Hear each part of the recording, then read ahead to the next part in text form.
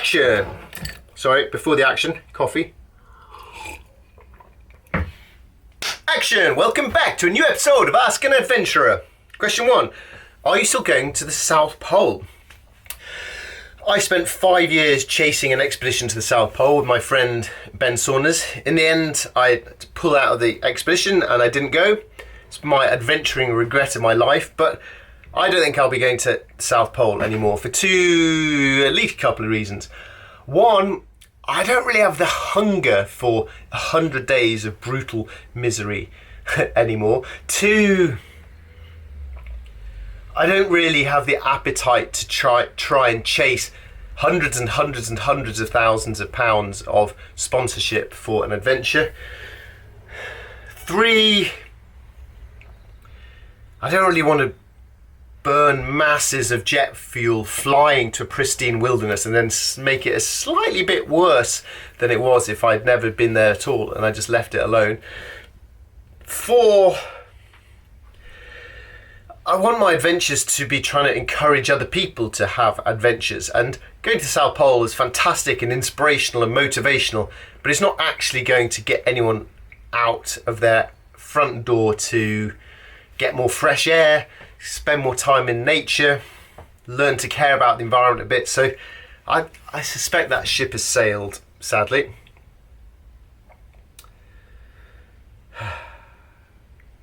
Question here. I'm a student.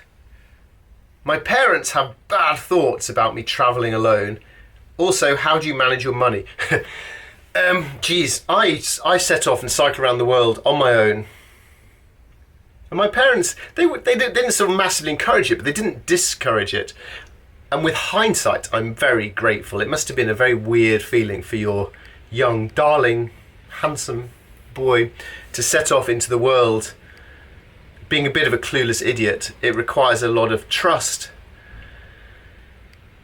But I think the key thing to being a parent is you're trying to give your child wings in order to teach them to fly, not so that you can keep them in the nest. So at some point you just have to take that punt, I guess. But what I think you can tell your parents is that my experience from traveling alone is that the world is a good, kind, safe, friendly place. I've got a world map on the ceiling. I'm going to pick a couple of countries that I've been to here. Okay, Kyrgyzstan, let's find another country. Tanzania, Hungary. 3 totally random countries there that I've cycled through. Each one of them might sound a bit daunting and random to your parents, but each one of those was just as welcoming as me cycling around my own country.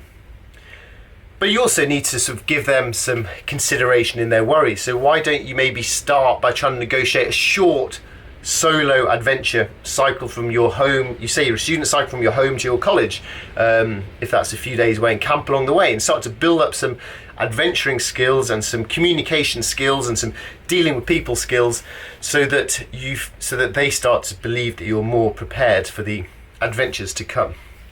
But ultimately, now, another thing you can tell your parents is that now that I have cycled around the world, my parents literally never stop banging on about it. My brother, whenever we're out as a family, they was like, oh yes, here's my son Alistair, he cycled around the world. Oh, and here's my other son. What's your name, Child 2? Oh yeah, there's Child 2. So, to which my brother always teases me. So yeah, they're proud of it now. So, but at some point you've got to dare to get out the door. Gosh. How much money do you need to have a good life, and do you think you have it? I know exactly how much money you need to have a good life. You need to have £1 more than you spend to get all the things that you comfortably need, and to pop some money in your savings account as well. In other words, if you've got enough money for your lifestyle, that is enough, and it's a great privilege. There's all these statistics like they ask all these different income demographic type people, how much money do you need to be happy? And whatever demographic of income people are on, they all say 30% more on their income and then they'll be happy. Total nonsense. You need to be happy with what you've got, not wanting other stuff in order to be happy. So yeah, I think I've got it. I try to earn well, save as much of it as I can and spend not very much of it. Great website to investigate if you're interested in trying to sort out the money in your life is called Mr. Money Mustache. Sounds ridiculous, but is fantastic, especially if you fall into the trap of thinking, oh, if I just buy a new car, then my life will be happy. It won't. Question, how do I choose which GPS gadget to buy? And how do I choose a mapping app? GPS gadget, absolutely no idea. Google? I mean, to be honest, I think a combination of a phone and a paper ordnance survey map probably does the job. Which mapping app to use? Well, I should endorse Komoot, who once sponsored my podcast. I loved ViewRanger, then it went bust, and now I use the Ordnance Survey map, and that's great. Yeah, really good. Do you have days when you feel... Concentrate. Alistair, do you have the odd days of despair when you feel like your career is getting you nowhere? Yes, definitely. I definitely struggle at times with envy of other people who I feel are getting more success and recognition that I deserve to be getting, I feel, in my vain mind. So I sometimes struggle with envy of other people. With my books, by the time I finish writing a book, I always think, this book's really good, it's really good. And geez, you need to think that if you're going to put a year into writing something and then dare yourself to release it out to a cruel public. So whenever I release a book, I think, yes, this book's really good. And then inevitably, don't get many reviews, don't get many sales, don't get much success. I'm not very famous, I don't win any awards, don't sell that many copies. And I think, oh man, I do despair at that, it's frustrating. So yeah, I do feel those things. But then I try and remind myself that, hey, if me 20 years ago I'd looked forward and thought, in 20 years' time, will I be writing books, giving talks, pontificating to a camera in a shed and calling that work, then geez, I'd have been absolutely delighted. So yeah, I'm in all those senses, I'm happy and grateful and doing fine.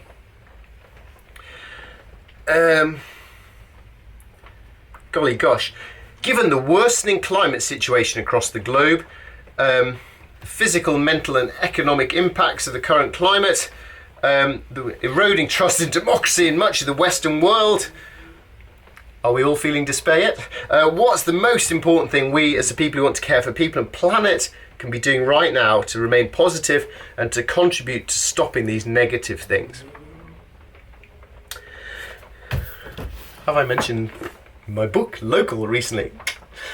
In response to all of these sort of things, I've been feeling the need to spend more time connecting with nature, to notice the good parts of the natural world, not just despairing at the bad parts we see on the news.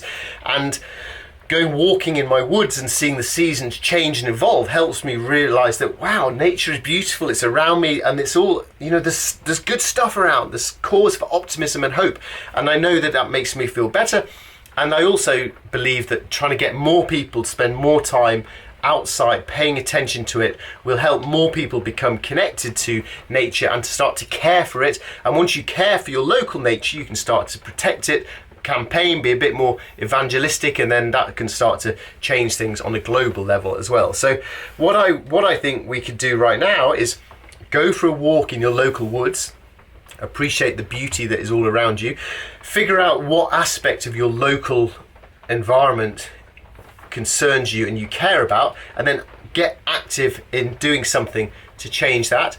Tell other people what you're doing, and then hopefully they'll start to get concerned about it as well. And then the final thing, national level, is it's all very well and good for individuals to do stuff, but really it has to come from the top. It has to come from the government down through taxing bad behaviour, subsidising good behaviour, and therefore I believe we need to vote according to political parties who are going to actually care about the climate and the environment, not just pay lip service to it and then just try and cash in for another 5 years, but to actually do something. So yeah, take your own responsibility and then vote for people. Yeah. Next question. I like this, it's exhausting, but I like it. How do I start a blog of my own micro adventures? It's a maze of information online.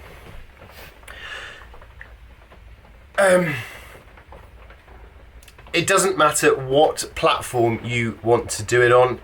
Anywhere on the internet is a good place. If you care mostly about photos, do an Instagram page and write a few words on that. If you want to write more, start a blog. Standard WordPress blog, free, very easy. You can start it in 10 minutes and just start producing it. It doesn't matter. The technicalities of which platform stuff don't really matter. What matters is that you begin today, you start writing interesting stuff which will educate, inform, entertain or inspire people, and then slowly from that you can start to build a community. But yeah, the platforms and stuff don't really matter at all, I don't believe. Right, I'm hoping for a light question. We've got lots of questions. They all feel very serious today. Ooh, here's a nice one. After your tweet about food carbon emissions, I'd love to send some of our shipped by sale coffee. Do you have a postal address we can use? Well, ooh, yeah, always up for a free bit of coffee. And there's some advice to get shipped by sale coffee. That sounds very good. How can I adventure with 2 kids under 4 beyond my local park? Be very ambitious. Be very unambitious.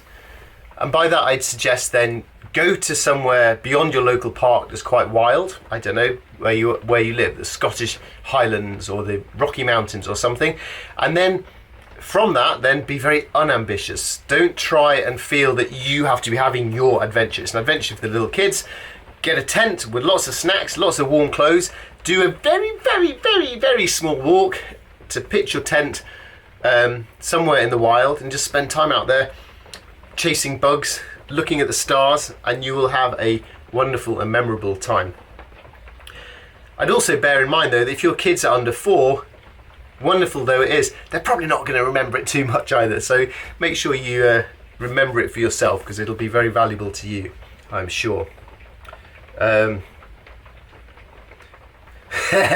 What happens when you drive at the speed of light and then turn your headlights on? Oh man, I love a bit of Albert Einstein. Speed of light is the fastest you can possibly go, but then you turn your headlights on. Does the light zoom out ahead or not?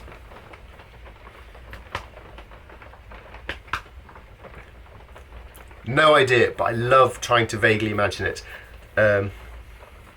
How strong is your need for recognition? How did it evolve and influence you over the years? Wow. My need for recognition is secret but deep. So I'd be really embarrassed to say to people, yeah, I really want to be recognized. But it's undoubtedly true. I don't actually anymore want to be actually recognized. So I did some filming with Ben Fogle quite a lot of years ago when I was really driving and ambitious, and we went out for lunch in between it down the street, and everyone was like, oh, Ben Fogle, oh hello Ben, oh hello Ben, and I realised then, whoa, I do not want to be famous. I would hate random people in the street recognising me. I'd hate it. But I did definitely envy the recognition and success and probably paycheck of someone like Ben Fogle. So yeah, I love it when I see my book in the bookshops. I love it when I do a talk and the whole audience claps and people at the end come up and say, oh, you're amazing. It makes me feel better about my actual inadequacy. So I confess it is quite a thing that's driven me. I'm not proud of that. But how has it evolved over the years? Well, as I get older, I care ever less. It's one of the great things about getting older, is just really caring far less what people think about you. So that's quite good. That's a relief, I think. Right, final question for today is smallest question ever. Do you actually stand at your standing desk all day? Don't you get backache? Great question. I love practice questions. I started the standing desk because my back aches, and it has strengthened and helped my back significantly. So get a standing desk. They are brilliant. Any more questions? Stick them in the questions below. Bye.